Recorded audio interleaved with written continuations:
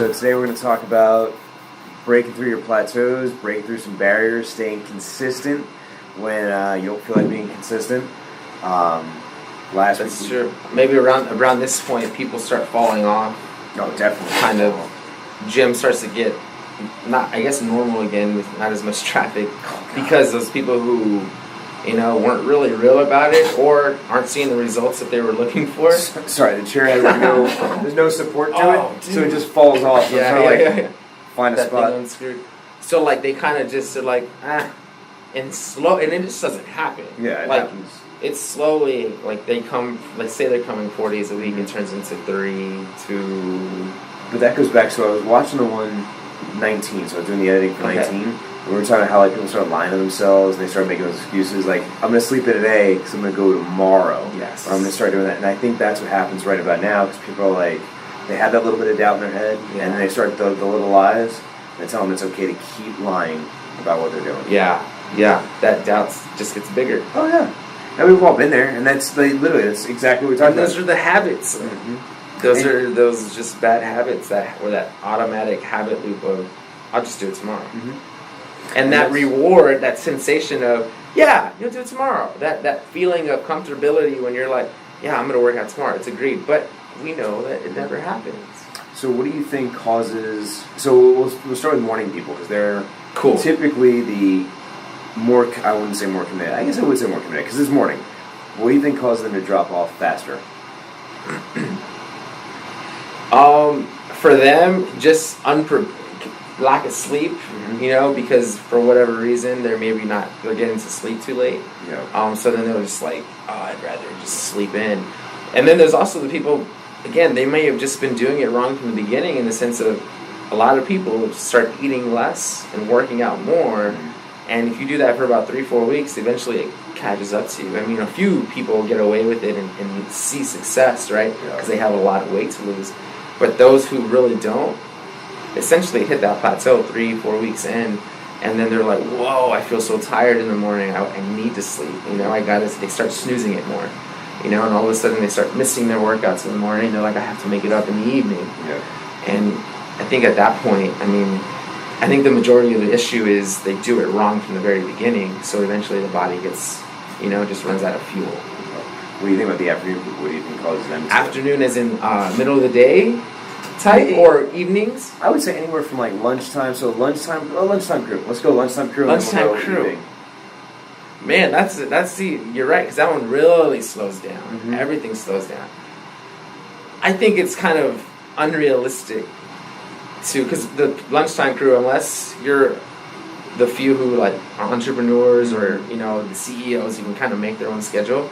But I think it's unrealistic to say you're gonna do a gym workout in an hour, shower and do everything while still maintaining a work schedule. Yeah. I think eventually people get too busy and they go 10 minutes into their lunch and they're like, well, I can't work out now. I only have 50 minutes left and I can't be late because I have a meeting at 1, or they just, for whatever reason, they won't. Again, they're not selfish enough to put back. Keep your hour lunch. Just move it back if you have to, and keep your workout. But I think people just don't stick to themselves in the sense of they kind of become. They're not selfish, right? And that's when we talked about you have to be somewhat selfish in the sense of sticking to your goals. And I think more of your lunch crew, you got to be selfish because you only have an hour. You have to be more selfish. Even if you get an hour and a half, and this is what I think. This is the only time I would say is a bad time to work out, unless I have a couple clients who run on their lunch breaks because all they do is they literally walk to the bathroom, change their clothes, go for a run, walk back to the bathroom, change back, and they're done. Yeah. Whereas if you have to come here or if you have to go to any facility and you're more than 5 miles away, even 5 miles away at lunchtime could be the difference of 10 to 15 minutes. Absolutely. And then you have maybe 15, 20 minutes to work out, and then and you even have to account for the time you wait in the line at the cafe, or if you wait in line anywhere, or all that kind of goes into it. Man, the lunch crew. What else was it? I was going to say something that they deal with. Surprise meetings. It's just, you just can't account for that. I think those, like you mentioned, it tends to work better for those who just want to go for a walk. Yeah. Because you can easily change that walk that you normally do 30 minutes and still maintain your lunch, a surprise meeting comes up, you can still maintain that walk for 10 minutes, all right? As opposed, and it's easier to kind of stick to a walk because it's not as demanding, you know? Like, go to the gym or do a weight workout, even if you work at like a Valero, USAA, they provide gyms, right? Yeah. Amazing facilities. But still, like, if you don't have time to change, do this, do that, like, a walk is much easier to, you don't have to get out of your clothes. Enjoy the outdoors, get some sunlight, right? Especially when you're in Texas. Especially now. Dude, 50 like, degrees, we have 60 the degrees. best weather. It's stupid weather. I mean, we have allergies right now. That's the thing that sucks. But in a few weeks, our spring is amazing. Yeah, like, spring's all, well, lasts for like a week, though. Is it winter lasts for a week? No, dude, I think it's a little, I mean, spring officially, yeah. Well, yeah. But it's a decent, pretty, like, March, April is pretty. It's good. Like, we hit Sunlight. the 80s. Like, I think that's what it is. Like, because we go from warm, like spring weather to warm weather to summer. Yeah, within, pretty quickly. Because I know back home it would be, like, you would hit, you may hit spring in March. Yeah. And then it would stay spring-like until about mid-June. Yeah. And here it's like, oh, mid-June, no, you don't go outside. Yeah. You stay there and sweat. Dude, yeah, it's stupid to go outside. And that's, I mean, again, if you say you're going to work out at lunch hour, you might say you stick to it. But come June time, you're like, it's way too hot. Yeah. Then you got to switch it up to the gym workouts, and it's a totally different routine. I think that lunch workouts are the people who do the lunch ones. If you have more flexibility, if you have an hour and a half, that's a lot easier. Or even if you have the flexibility to take your lunch later or earlier, you know, play with it. But I know I have a client who it has to be on a certain, it's like, it's it. I only get it here, and if I don't get it, I don't get it. Yeah. So a walk is much more manageable, or just simply just have a healthy lunch, you know? Take that time to just have a healthy lunch. De-stress, breathing, things like that. Yeah. What do you think the evening crew deals with? I think the evening crew, I've always thought this, it's easier to drop off in the evening because life happens, and it's one of those where work ran long. I said I was going to be home at 6. Yeah. And I want to be home at 6 because that's what I said I would be. And I don't have to worry about, figuring out. So instead of being here for an hour, I'm going to be here for 45 minutes. Kind of goes back to the selfish. Because if you're like, I say I got to be home at a certain time for whatever reason, or I have to eat by a certain time, then I'm going to give up the workout. Or have kids, right? I got to take them this, that. I mean, all that comes into play. Yeah. And it's because at the end of the day, you have a crappy day, you have, your boss is on your backside. Even if you are an entrepreneur, shit pops up. Oh. Because it's one of those things. Probably more so. I would imagine. Way more curveballs. But if you don't put the time in there, or block it off, or bucket it off, or whatever you want to do with it, it's always going to be something. At the end of the day, I had a meeting I had to stay late for, I had a cover for somebody, I had something come up, traffic was really bad. Because how many clients, I don't know how many clients you have in the afternoon, but how many people have you had that are just like, I can't make it because traffic was bad, or there was an accident on the road or something. Absolutely. Traffic. And it happens. Traffic's a big one. Traffic's a horrible one. Yeah. Right. Especially right now on this side of town, Northwest side is getting a lot of like road construction. Yeah. And so it's that constant 10 minutes late today, 15 minutes late today, it's... Well, maybe 20 minutes late, why even go? That's something they do. And that's even when you're seeing somebody and you're paying for it. Yeah. Which, I mean, like, we had a guy, Katie and I trained one of our clients together, and he sent her pictures of the traffic delay. And it was like, there was an accident. He sent her another picture of just traffic for no reason. He's like, I swear I'm on my way. He's like, just taking pictures of random stuff. He's like, I haven't moved in 20 minutes. And this is, 11 o'clock today? Yeah. We're not even talking like really gosh. afternoon. Yeah. So it could have just been an accident, construction. It's crazy. Yeah. So. But in the end, those who do stick to it, regardless of its morning, lunch, evening, they stick. They're selfish in the sense they stick to their commitments. They don't cancel their appointments on themselves. I think, and some of them probably, I know some of them put it actually in their schedule just so they can physically see it. Because if you're a creature of habit, right, or if you're someone who needs a schedule, put it in there, right? And so that's it. I have to show up. That's my workout time. Not just the ones with trainers, but even for your own personal workouts, right? Throw that in the mix. 30-minute slots here. put your walking in your lunch hour so you can see it and say, oh, I gotta go walk, even if it's just around the facility and not outside because it's rainy like it is today or foggy like it is today. Which actually, this could be great accountability. So I never thought about this until right now. But so depending on where you get your workouts from, what your workout plan is, create that appointment and put that in there. Because most people have their phones on when they're working out anyhow. Yeah. You can put your workout right into that appointment like memo. Yeah. And then if you have a question about what you're doing, you can always come up to one of us and be like, hey, this is what I've been doing for my workouts, and literally pull up each day. This is what I do on Monday, this is what I do on Tuesday. And it's already logged, it's already tracked. It's already there. And you can see where it was, when it was, how hard it was. Whether it was walking, was it a gym workout. And you don't have to worry about carrying a notebook with you or any other tracking tools. It's literally just... I really like that. It's in here. Because it's just in the notes section of the calendar appointment. Yeah. I never thought about that until right now. Because as soon as you said, like, make an appointment, I'm like, well, hell. With technology being what it is, there's no reason why you can't keep track of everything you do. Take advantage of it. Yeah. I know with the surfaces, you can actually create a whole notebook and then put screenshots in there of what you've done for the day. So there's actually no notes. So this is my workout, screenshot it, dump it in there, and then you're good to go. That's true. You can have, Because but it's also taking the time to learn that stuff and learn how it works and, kind of making it a part of your routine. Can you put screenshots in notes? In a meeting? In a meeting? I'm going to find out right now. Oh, and like in the notes section? I doubt it. You know what? Maybe you can copy and paste it. Yeah, check it out. It surprised me. I feel like as far as technology has made it, let's see. Yeah.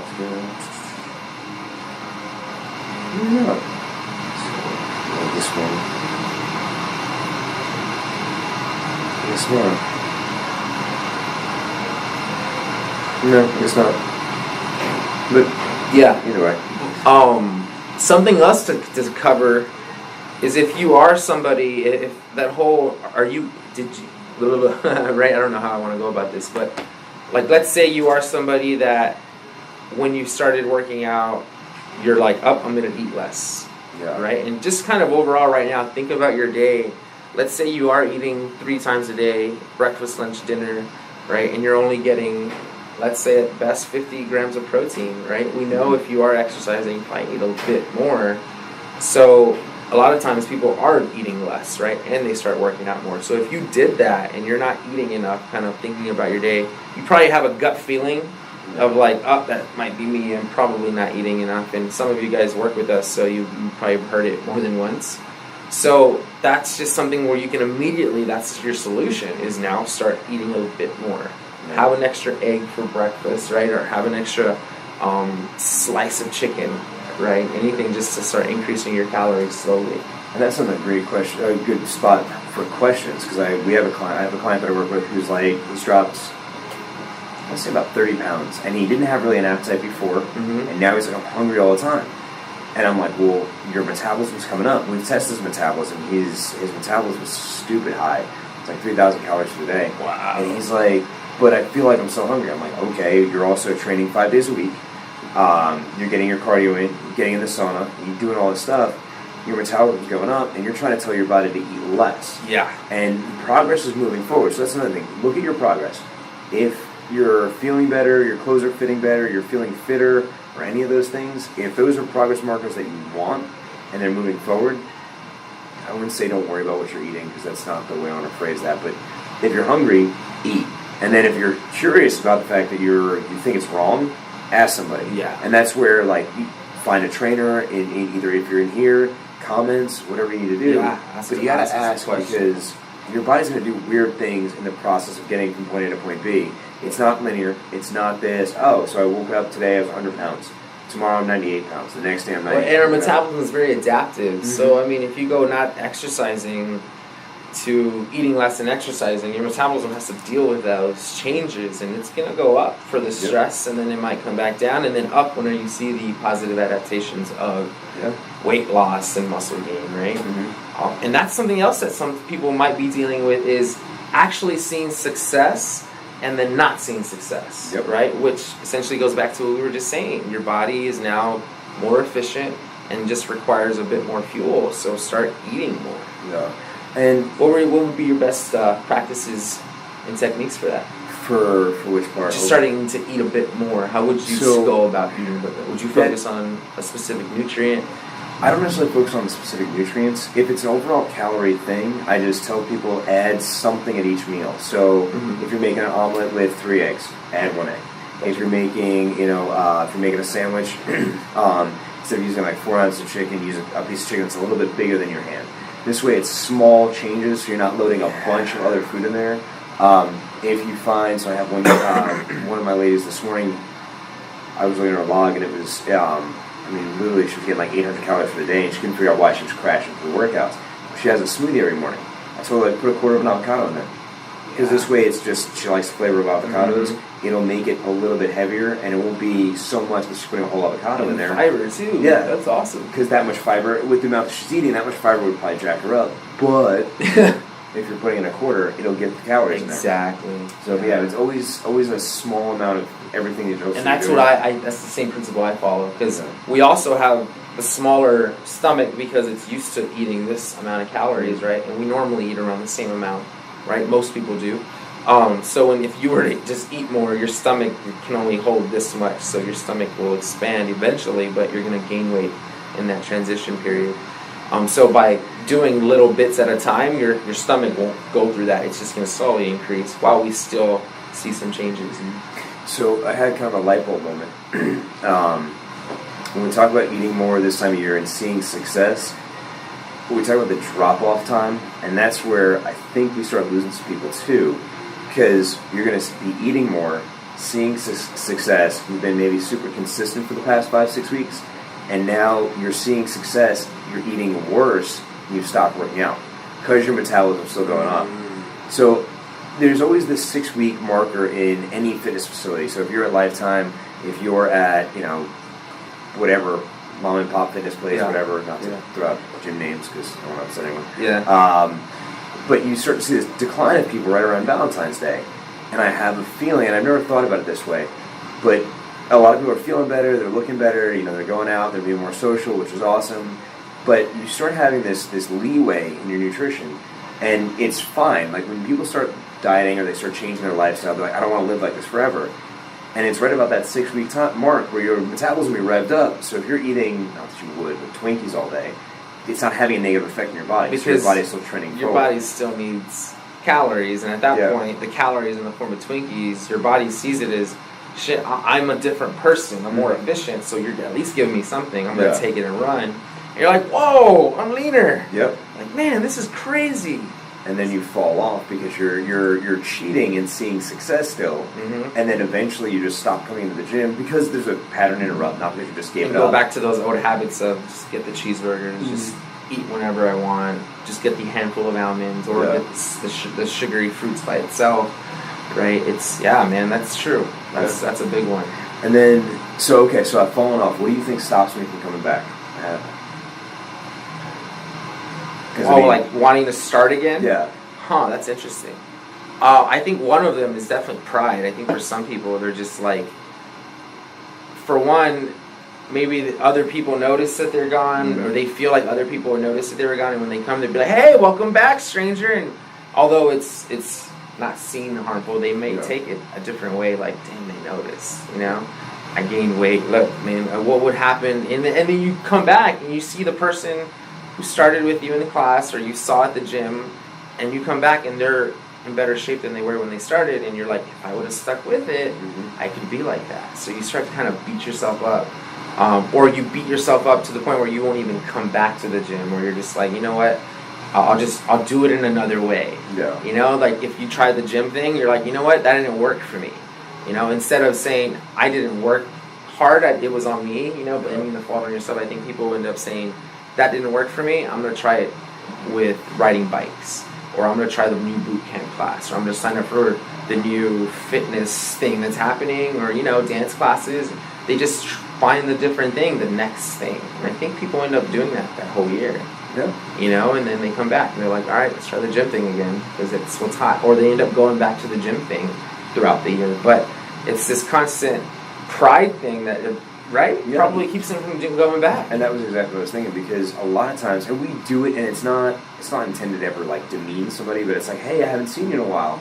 And it is a show of care. It's a show that we notice that you were here and being consistent. Yeah. But it can be taken that way. So I didn't even think about being taken as a negative thing. But I stopped saying those things because I thought that they may have taken it that way. So I'm like, dude, I'm just like, hey, how are you? I just greet them. Yeah. And that's it. I'm like, oh, they're like, yeah, I haven't been here in a while. I'm like, oh, well, that's fine.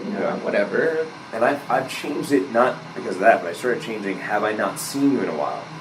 Because this way, maybe I haven't been paying attention. There you go. And that's true. Yeah. And that's very true. I love the way that, and it's also, like, what happened, but it also, we just probably didn't see each other. It's very not, like, attacking. I've been coming at night. Oh, okay, awesome. Yeah, people don't get as defensive, and then they're, right away, it's a better experience. Yeah, because there's no... That's so interesting. We hadn't talked about, like, what's the cause of people not coming back, like, before this, and we were on the same page, because I think that's true, that's it.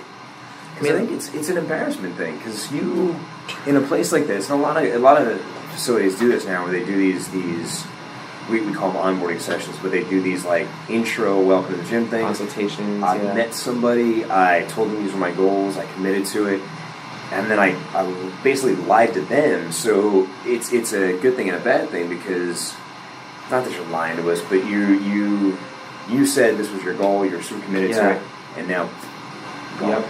So. Yeah, and I think in those, for those people who do have those consultations, we recommend things, and they're like, we're going to try it on our own, do this, do that, and it doesn't work, and they're just like, man, I could have got the help, I don't want to see them, I don't want to be like, obviously I didn't do it. Yeah. But, and at that point, we don't care. Like, it's not like, we're like, told you so, like, now you need my help, you know? I know here versus other places, like, because you hear these horror stories. I mean, we had a guy who used to work at a different facility, and he used to say, like, when we would go in for those consults, we'd, like, bring them into a room. We wouldn't let them leave until they would sign a contract. Oh, you're right. That's true. So when I first got started at the place I worked at, it was a weird consultation. They're like, if you can't close them, like, keep them there and come get me, and I'll try and work them. Yeah. It's like, what the? Yeah, it's just like, that's true. You're right. You're right. I've never had that approach, and that's why I think I gravitated towards Lifetime. But I think what people are used to is that mentality of, oh, well, you didn't want my help, so now either screw you, which, now that I think about that, the guy who I asked at the very beginning of the year what he needed help with, I haven't seen him since. But he's like, screw you, and now I'm not going to help you. Or, well, I told you so, and now you need my help, so now what? And I think it's not the right way to do it. I mean, you don't walk into Best Buy.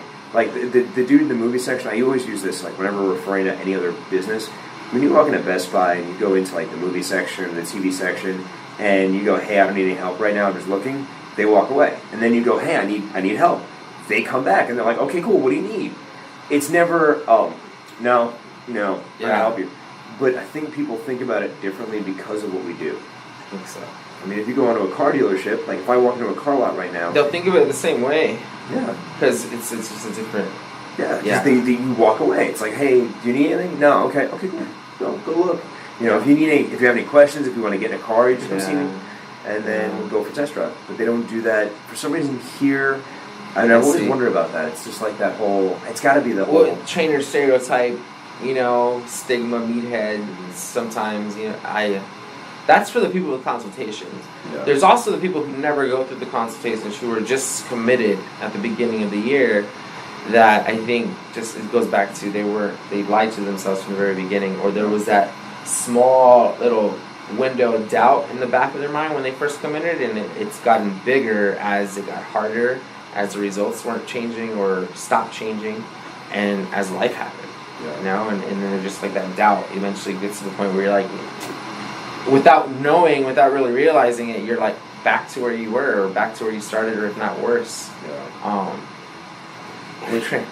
I mean, but that goes back to looking around people around you too, knowing what your goals are and everything else, and being honest with yourself. That's like, I think I told you with Eddie's client that I was talking to, like, she came up, she's like, hey, I'm never going to have this. And she said I confused her, because what I asked her was very specifically, she's like, talking about her legs, I'm never going to have legs like that. I said, do you want legs like that? She's like, well, I don't know. And that was the beginning of like her changing her mindset. Self-realization, because it was like, well, I thought I had to have legs like that. why? This is your body. What is it that you want? And she was like, well, I don't know.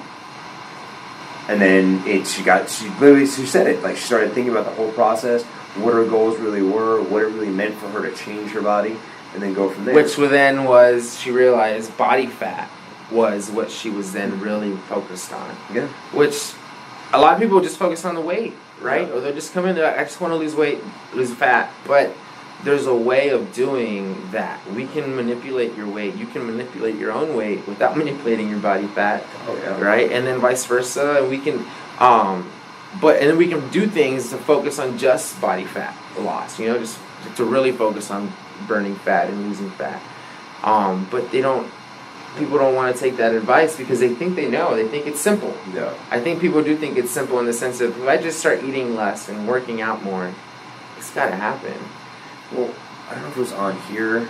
I made a comment to somebody. I was like, if that was the true formula for success, Every single person would be ripped. Yeah. Because everybody's doing it. Everybody's doing it. And Without trying, we do it. Yeah. You don't even have to work out, and you were doing it, and you should be ripped.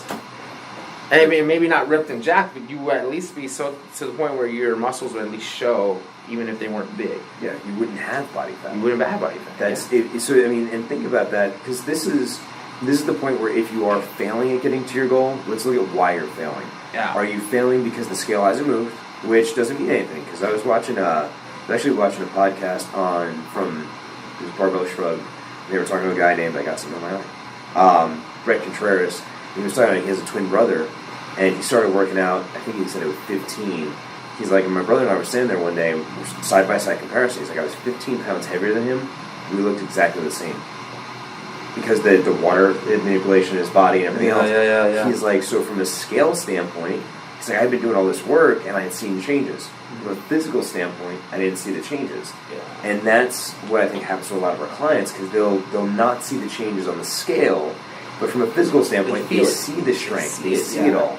But when you look at weight, we measure out weight every day. I mean, most of my clients, and I'm sure most of the people watching this, have a scale at home, and they weigh themselves every morning. Some of them weigh themselves every night. And they're like, well, I'm heavier now because I ate. Maybe I shouldn't have eaten that burger at lunch. I should have had this. You didn't gain weight that fast, but they don't get it. That's very true. A lot. People are wrong. I think that's it. People are wrong from the very beginning, and they don't want to realize it, or they don't realize it, and then if they do, they just don't admit it. Yeah. Because this is something when you pay somebody over $100 an hour, I'm pretty sure they know what they're talking about, right? Like now, if you pay a trainer $40 an hour, cool, and you know that there's trainers that exist that are $100 an hour. Pretty sure you get what you pay for. Like it's not like Lifetime offers the big fancy facility, but you pay for that with your gym membership, not for the training. Yeah. Right? Like, and that's, I think, but that's, I don't think people think about it that way. They definitely don't care. That doesn't affect their ability to listen. Yeah, because it's still, it's the Dr. Oz thing. I mean, we've talked about that how many times? Because how many clients do you have that are paying you that $100 an hour or more, and then turn around and going, well, Dr. Oz still said, take somebody else's advice. And I've been telling you this for 6 months, and now Dr. Oz said it, so now it's on there. Yeah. And most of the time, and sometimes Dr. Oz is wrong. A lot of times Dr. Oz is wrong, and that's, a lot of times everybody else is wrong. Because when they say things, it's like general statements, blanket statements to cover a whole population that's watching, right? But he doesn't know what's happening with you. It's like I have clients who come into me and they're like, oh, I've been fasting. I'm like, cool, tell me how you're doing it. Or members, and it's like you're doing it completely wrong, especially when you're coming from the point you're coming from. Like you just got off an antibiotic and you're fasting and not eating enough and not on vitamins, and like, whoa, come on, like that's not going to do anything. Which I think that brings up a really good point, because it's not. So when Isaac said, they're wrong, it's not that they're the facts. The facts themselves are correct. However, the way it applies to your body, it doesn't work. Yeah. Because Isaac and I had a client, he's going to know in a second what I'm talking about, who came to me, and when she started doing nutrition with me, she was like, everything that I've read has been written by either a 30-year-old male or a 30-year-old female or younger, and I think she was 46 at the time. And she's like, none of this applies to my body. I think I'm getting ready to go through menopause. I'm doing this much work. I'm doing all sorts of craziness. and I'm not seeing any results because I'm following these people's structure. What do I need to do for my body? And that was it. That was our first appointment. Actually, that was our second appointment because I may have messed up and double booked my first appointment. Oh, I know. Now I know who you're talking about. Now I know who you're talking about. Yep. And she was super cool about it. And that was like when I realized, I was like, oh, I can actually deal with this lady like a normal person. She's not like super angry. Yeah. But I mean, it was one of those things. All the shout out to out that there. lady. She's watching. She better be watching. You think so? Yeah, I would assume she's one of our watchers. Wow, that's cool. You think so? I miss her. I haven't seen. I saw her yesterday. I saw her yesterday too. Yeah, Yesterday morning. Yeah, morning. Yeah, I miss her. So, yeah, you're right. Because the facts themselves are right. Mm-hmm. You know, eat more, do this. But it's different for you because you just got done with flu season or in the middle of it, and you may have got done with an antibiotic and you're surrounded with stuff. I mean, yeah. Well, it was like, even Edwin had said it during our meeting. It took him like 4 or 5 months to get over the potency of the antibiotic he was on.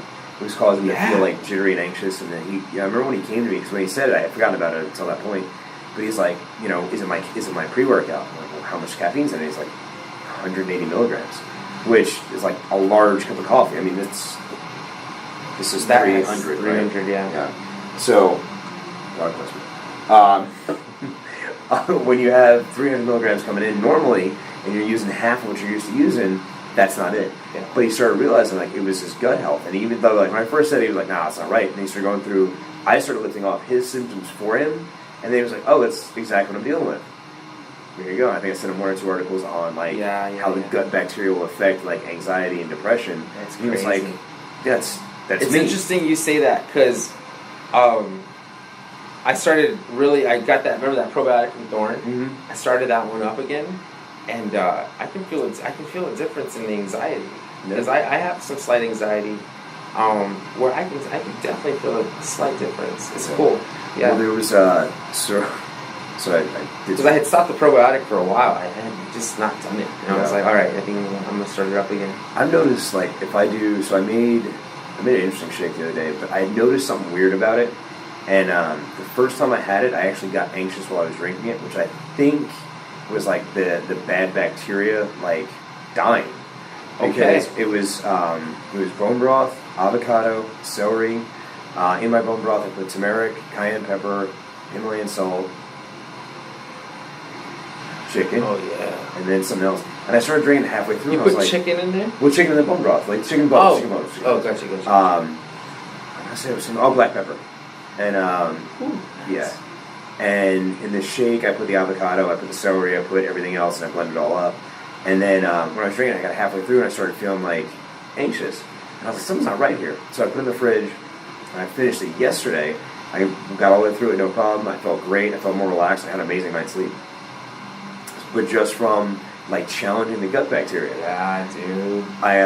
That's it. I think that's where people should focus on.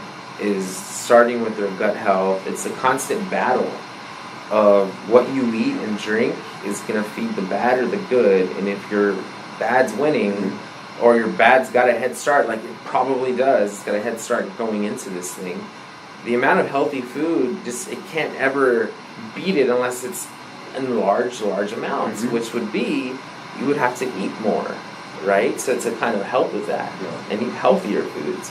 Well, it's 100 trillion bacteria in the intestine. 100 trillion. Yeah, there's more bacteria in our intestines than people have ever existed. Yeah, that's crazy. That's nuts. So when you think about everything that you eat is either going to feed the good bacteria or the bad bacteria, and I think we've said it in here. It's like a war. It's a constant war. Absolutely. If you have like artificial sweeteners, it's like a nuclear bomb being dropped by the bad bacteria. If you're eating Diet Cokes. Yeah. There's studies now showing that the aspartame in Diet Coke, those bacteria, those chemicals, what they do to our gut bacteria. I mean, it's just gut bombs. Crazy. Nuts. And then again, that's where everything happens. So if you're being more, if you don't ever beat that or win that battle, your body can't ever get past that point of just losing 10 pounds or 12 points. And that's probably another big reason. So when you think about drop-off, that's probably it too. That's another good health issue. You're dropping off because your guts are so out of balance, And the cravings get bad. The cravings get real bad when your guts are out of balance. Well, because you're not eating enough, eating more, or working out more, so you're going through more of your vitamins, your nutrients. If you're not eating enough to refill, so then you get into that state of overtraining, then you get to the state of craving things because you're not. So let's say you start craving chocolate, so you're not getting enough iron. You start craving, ice cream, right? Cheese, because there's not enough calcium. What's another common one that you've heard of? Calcium, iron, just fats in general. Burgers, like burgers and fries. The crunchy, salty, right? The sodium, right? Your body craves sodium like nuts, and we get it in the bad sodium forms, which is another bad thing, man. It's Well, think about it. You cut your calories. Fries are the best example of this because most of my clients at one point or another said, I want chips or fries. Yeah. They're salty. They're usually fried. They're higher in fat. And your body's like, I need those because I need the calories. I need the salt. I need all that. It's the perfect, literally, calorie bomb. Yeah. Well, if just that simple, knowing that we've gone, as a human race, we've gone to a war over salt. And salt used to be a currency. Just to know, and then just like most herbs and spices, where it was a royalty thing. Only upper echelon, royalty had access to the sugar and the spices of salt because of the benefits, right? And it wasn't until the money and trading got involved, right? But it was all those benefits of what it does. And pink salt even better than the table salt. Yeah, just crazy. Yeah. That's a big one. I think that, and that's just people not knowing that gut health is so important. That if I eat less and work out too much and there's too big of a discrepancy, then that's overtraining. Eventually it leads to me not sleeping enough, and it's just it's like a snowball effect, right? It starts small and then the problems get so big that you notice the snowball eventually. Like the snowball's starting at the top, you don't even notice that. We're talking, and midway down you see this big old thing and you're just like, dude, there's a snowball rolling down the hill, and you can't stop that. It's already going too fast. And that's, the big thing is, as your body is changing, if you're not ready for it and you don't understand why it's happening and you're not asking questions, the information that you're finding online may not benefit you because it could be a bunch of things. Causes a bunch of confusion. But then the other big thing is, if you're tired all the time, you can't get up in the morning to go to your workouts. So now you've started letting yourself down. Go to the gym after work because you just had a whole work day. Your cortisol levels are because you're tired. And then you get to lunch, you're like, shit, I really need to take a nap versus going to the gym because I am fried. I'm so hungry because I'm tired. I'd rather eat, but I can't eat before my workout. I'd just rather eat, so I can't, Yeah, that's crazy. And that's, the cascade is just... So what people don't do is they mess up, like you said. They don't ask questions. Whether if it's just themselves asking questions, and then they go down the rabbit hole of information on Google, and there's not even a flip of a coin. It's way less odds of being successful is worse than that, right? But you go in there, and at worst you get confused, and at worst you get sent the wrong hole, and you treat it differently, making it worse, right? Trying this new extreme diet of shots and 500 calories, right, to the point, and still exercising, right, and having the last hoorah of have as much crap as you want. Like, think about it, before you actually, is this really, kind of like, what are some good sources for people to, if they do have questions? If you have questions, obviously us. Yeah. That should be the only source. Straight up. Sorry. Just us. That should be the only source. Because if you do have questions, and let us do the research, we'll find the sources, we'll confirm it, and we'll relay it back to you that, in the sense that it's relevant to you, as opposed to that source of information and you taking that as a blanket statement where it might need to be more specific for their case or for your case. That's a big thing. Like, it's like, we're not trainers anymore, we're fitness professionals, we're nutrition coaches, and it's not just us. So like, if you're a member of Lifetime, you can ask any one of your trainers there, any one of your nutrition coaches. That's why we're doing these, to kind of bring this information to you. Yeah. But it's go to a resource that you know is above and beyond the rest of the things around you. If you go to Google, if you go to WebMD, so you're tired, you're crabby, you're irritable, you start WebMDing that stuff, some of the stuff that you're going to find, you're not going to be, I Metabolic syndrome. I got a flu and a spider bite at the same time. I just found the spider bite. I had the flu. I was homesick. And this is years ago. And I knew not to WebMD it, but I did because I was curious what would pop up. Because you've heard of the stories of people. Oh, God. I've I heard had too. like I've a done that flesh-eating disease. I was like, what the hell? I did that for my dog. I did the pet MD. Yeah. And I was like, I read it and I'm like, whoa, like this could be bad. And then I started thinking, I'm like, nah. Yeah, it's like too many other things here. And I didn't let then I very well could have fell into the trap of just like, whoa, I gotta take him to the vet. I gotta do this. When it was simply just a cut. And I just put some essential oil, Neosporin, whatever. Oh, God, and just rubbed it up and boom. And just good. Banged up all the time. I just wrapped it in toilet paper to keep him from licking. Yeah. And taking the medicine out, just wrapped it and taped it with athletic tape. So makeshift. Yeah. And he's walking around all weird because he doesn't like it. Thing? But yeah, like I very easily could have fallen down the trap, and it could have been something that was way off, where I simply could ask Anthony or Isaac, not for dogs, right? Actually, for dogs, because I actually know some stuff for animals. Yeah. And you'd probably do too. Send him like my Lane now. Yeah. Oh, there you go. You have a veterinarian? Yeah. Really? Lane Smith. Yeah. Oh, dude, I need Aries has a knot up here, but I think it's just a whole bunch of hair like just bundled up that I want to get removed. I'm gonna get insurance for them first because I don't. Yeah. I'm smart about that. But that right there, like okay, go to the source, and that's so what you're saying makes perfect sense. There you go. Let's use that. Yeah. If you have a question about something, you go to the professional. If you're taking a test, and we've all been there at least once. Either you've been the person asking the question during the test. You have a test in front of you. This test is going to dictate your future. It's going to dictate your grade in that class, whether it's high school, whether it's college, whatever it is. And you're going to sit there and go, I don't understand this question. I'm going to ask a question about this. I was at Girl Scouts, like literally Girl Scouts. These Girl Scouts made a survey. It was about media, and they didn't use like social media, just media. Mm-hmm. And I was like, "Are you asking?" And I literally asked. I asked this little 10-year-old girl, like who clearly, and by all definition, I should be smarter than. But I'm like, I had to ask, "What are you talking about? Social media? Are we talking about like Facebook? Are we talking about Instagram? Are we talking about like actual TVs?" She's like, "It's written that way as an open-ended for your interpretation." And I was blown away because Who said that? The little 10-year-old girl at the Girl Scouts. They made a survey on media and how it affects people and all this other stuff, and like what things you'd like to see more of, what things you'd like to see less of. Oh, I see. But they left it open on purpose. I see. But if I didn't ask the question, I wouldn't have known that. Yeah. And it takes a small amount of. Maybe I didn't think it was considered swallowing my pride because I'm like, I don't understand what you're asking me, little girl. Like literally, I don't. Yeah. So I'm gonna ask. And but I'm sure for some people it's like I'm a grown ass man. I don't need to. You go with whatever you think. Yeah. And she just was like, it's just open ended for you, and it was like. Cool. But we would ask questions anywhere else. Your car's making a weird noise, you got a friend who's a mechanic, you take your car to the mechanic. Mm-hmm. Hey, every time I make a right turn, I hear this noise. What is that? Oh, well, let's check it out. Yeah. I don't see anything. But I took it on a ride, and I realized there was something under your seat.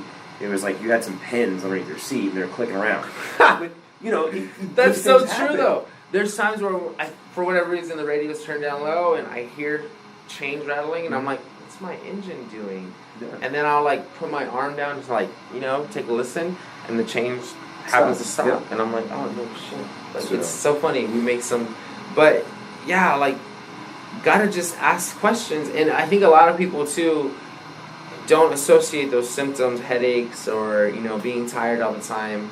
Maybe some people do, but maybe just don't associate that with nutrition and overtraining and. Maybe I'm doing something wrong as opposed to I'm just tired because work stress. Yeah. But maybe work stress is worse because you are overtraining, so now it's affecting you differently and worse. And that goes back to one of the other things we talk about, normalizing our problems. Oh, I'm just tired because I get up early. Mm-hmm. No, are you tired because you get up early, or are you getting up early and doing other things throughout the day that are making you tired? You're not getting enough quality sleep. Yeah, because there's times people only sleep 5 hours, 6 hours, wake up, they're fine. Yeah. So, and you should be able to wake up fine with energy. Let's say, that was weird. Oh, that was your thing? If it's let's say you're doing everything correctly and you're only getting 6 hours sleep for whatever reason, you're still going to be okay for a while before you kind of crash. Yeah. As opposed to not doing everything correctly, not eating enough, right? Overtraining, right? Doing something wrong in that aspect, and you're probably going to you're going to feel it faster. Is it 3 days of low sleep? I think it's 4. 4 days. 4. So it's the same thing as being drunk. Yeah. So when you think about the cumulative effect of that, if you're going, 1 day without sleep, the next night you should go to sleep a little bit earlier. Mm-hmm. You'll naturally want to do that. You'll naturally want to get to sleep earlier. Yeah. If you're still waking up the next day, and let's say tonight, okay, I knew I got 5 hours of sleep, but yesterday I got 8 hours of sleep, and I'm waking up, I'm still tired. Yeah, there is a small amount that your body's going to want to like catch up on sleep, but you shouldn't be exhausted when you wake up. If you make it into day 3 and you're still exhausted, and you know for a fact, okay, I was in bed and I had like 9 hours of sleep, I should have been perfect, and I'm still waking up tired, there's more going on than just I'm tired. Yeah, there's something going on. It just doesn't happen. It's not just age. There's something going on that's causing this stuff to. Because our bodies do slow down based on overworking and undereating, and it slows down for a reason because you can't find fuel. It's trying to tell you, hey, you need to take some time to, recover because your body is just way too taxed. And it's literally turning down systems and processes to preserve fuel so it can do at the very least what you're asking it to do. Yeah. Right? And that's essentially why it's also a reason, like habits, right? The brain, once it has an established habit and that habit loop forms, the brain kind of shuts off for that cue. Once the cue presents itself, the brain just does the habit, and it's a way of preserving fuel as opposed to kind of having to be aware of what you're doing until that good habit becomes a habit. Then it's just the same thing, it gets turned off. So one more reason why I think people may drop off is, and this goes back to what we talked about in one of our other podcasts, the corrections. Because as I was walking, so we took a small little break, and I ran over to the bathroom. As I was walking over to the bathroom, I saw a lady, and I was kind of like, I wanted to say something about what she was doing. And I'm looking at it, I'm like, you know what, with the topic that we're talking about, like, that could be it, because there's small little things that happen, and there's things that stick with each one of us, like that they're embarrassing moments. Yeah. And being told you're doing something wrong, or be like, hey, can I fix this? Like, do you mind if I fix your form? That could also be one of those moments where it's like, well, I don't want to go back there because, I was doing something wrong. Obviously, I was doing that wrong. Everyone thinks I'm stupid, whatever else. And you overplay the scenario. Like, for us, and like this goes back to what we had said about wanting to help somebody, our goal is to get you to do it the right way so you're not compromising your body, you're not getting injured. Yeah. But then you look at it as... psychologically, and that's what matters. Because you're right. Like, they're already doing... You guys are already doing something that is uncomfortable in the sense of you're changing your lifestyle. Yeah. You may have never played sports in school, or maybe played a little bit, or don't remember the exercises or how your coaches made you work out. And a lot of people don't ever play sports that are, so they come to us, they're just like, I don't know any of this stuff. So,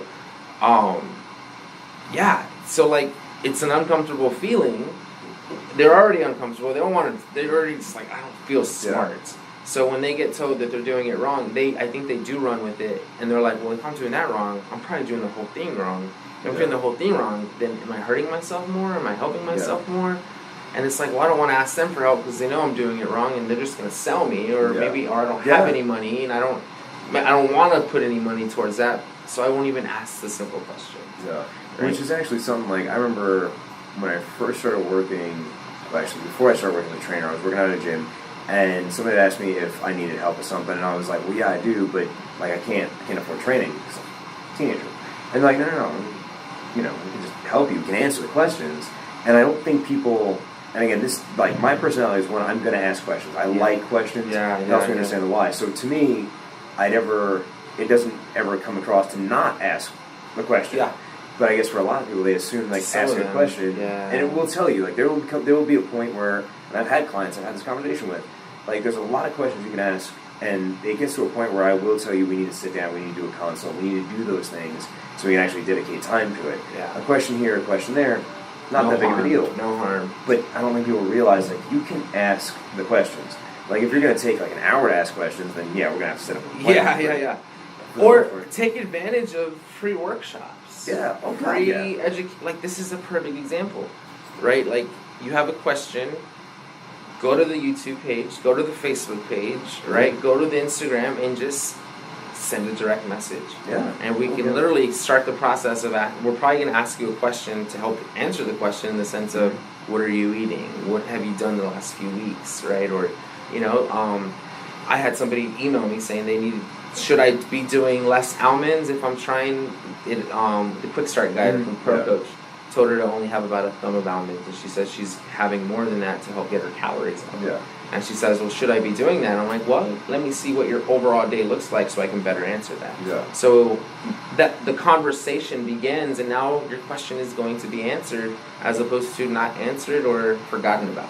Yeah. Right? And if a lot of times if we just forget about it or it never gets answered, then it's like, oh, I guess it's just not meant to be. Yeah. You know, like it's move on to the next thing. They're distracted. Life happens. Yeah. Where all of a sudden they do have to put their, and they're like, well, I stopped working out. I'm not seeing results anyways. All right, I can go do this like extra thing. Yeah. That goes back to in school, and we all heard it. The only stupid question is the one you don't ask. Yeah, that's true. And it really is because I mean I have been asked questions that were they're not stupid, but they're questions that I would consider obvious because of what I do. But that's like if you go to a dentist's office and you ask a question, they're going to think that some of the questions you ask are obvious. Mm-hmm. But again, it goes back to that whole, like, I'm going to ask my mechanic what this noise is, and he's going to look at me and go, well, it's the change in your cup holder, you idiot. But not going to say it out loud, like, hey, we found some change, it was rattling around. Yeah, so no big deal, man. Exactly. And but that's what we do. It's the same thing. So you shouldn't be embarrassed by it. But I mean, and we get it. People are, because we're all coming from different places. You're all on your own journey to get here, to get to either just to get into the gym. One of the guys, and I think we'll bring Brandon on here at one point, Brandon Mancine. Okay. He actually had this whole thing that he started a YouTube channel for people to understand that it's normal to have a barrier to get into a gym, any gym, whether it's CrossFit Box, Lifetime Fitness, whatever it is, because you have to get out of that comfort zone. Very true. Because he had noticed that he had seen people sitting in their cars outside the club, and he used to work for Lifetime, and he used to see them sitting in the club for hours, like just in the car. Then he's like, why aren't they coming in? Why aren't they doing whatever it is? They're on their phone. Why aren't they just doing it on a treadmill? And one of his clients actually put it to him the best. She was like, I was one of those people. I never had the nerve to walk through the door. You see, and so those same people there's other people who've gotten past that point, and they're finally exercising, and when they get told they're doing something wrong or something just drives that uncomfortability up, they're like, I'm done. Yeah. I'm done. I don't want this anymore. Like, it's not worth it. I'm going to just go back to what I'm doing. I'll do it a different way. Yeah. I'm going to be vegan. I'm going to just try this vegan thing out. Right? Yeah. Or whatever crazy, like it's nuts, man. I just wish people kind of asked us questions because we love to help people. This stuff is really natural and easy for us. Yeah. And I think we have I think that's what kind of makes the coaches, like, we're nutrition coaches, right? Like you were saying, like, people don't understand that we're here to help. We are here to get you to your goals, and that's what we want to do. That's the whole reason why this exists. So when you think about it, like, a lot of times people may see this and they see us in uniform, they see us in Lifetime. This is not a Lifetime entity. This is something we do for free. We do it on our time. This is not. And thank you to Lifetime for allowing us to just, take an hour to do this. But yeah, we do this for free. So and like, it's not, we're gonna get something out of this. Yeah. Like, if you ask us the questions, right, we'll give you the reward of the answers, and you give us the reward of shouting us out. Yeah. Like, that's your payment. That is your payment. That's the money process of us getting paid. You're giving us a shout out. Maybe your friend will listen. Tell your friend to listen. That's how you can pay us back, if that makes you feel better. and that's a big thing too, because I mean, we've had this happen where people are like, I've done things for free before and I've gotten burned, and it's like, no, like, if you set the precedent of, like, you're gonna ask a question, ask the question. Yeah. We may use your story. Like, I have, I've had people reach out and they're like, hey, you've helped me lose this much weight from it, and I just haven't posted their story because they haven't gotten back of, can I post your story? Can I take this? Yeah. So we're here for a reason. We're here to help. That's why we do this. That's why we have the Instagram page. That's why we do the whole thing. We're very, very, very confident that we really can help. Yeah. As long as people listen and you listen and do those behaviors that we break down. Because we were talking about before we started, we've been doing this for 4 months. Yeah. 4 months. 4 months. We've had 2 questions. Yeah, 2. Yeah. One of which was, what's the camera setup and microphone? Yeah. That one doesn't count. So, like, one question, and it's like, it's cool, people got a view, but the people who are watching, I know you got questions. Yeah. Ask us. Yeah. Even though you work with, like, I know some of you guys work with us, and you're like, I'll ask them when I see them. No, ask us right now. Yeah.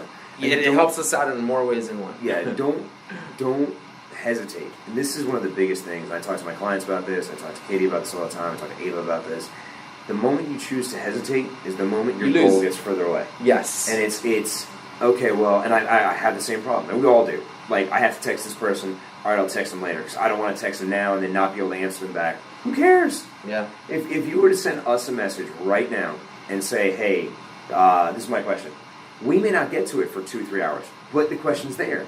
And then we may send a response to you that needs an answer. Like Isaac said, what have you been doing up to this point? Yes, we would love an answer, but it doesn't mean that we sent the question back, or we're waiting for an answer. When you send an email, you don't wait for a response. You just move on with your day. Yep. That's the beauty of text messaging and Instagram and all these other things. Yeah. The message can sit there for an hour or two, and then we'll get back to it when we get a chance.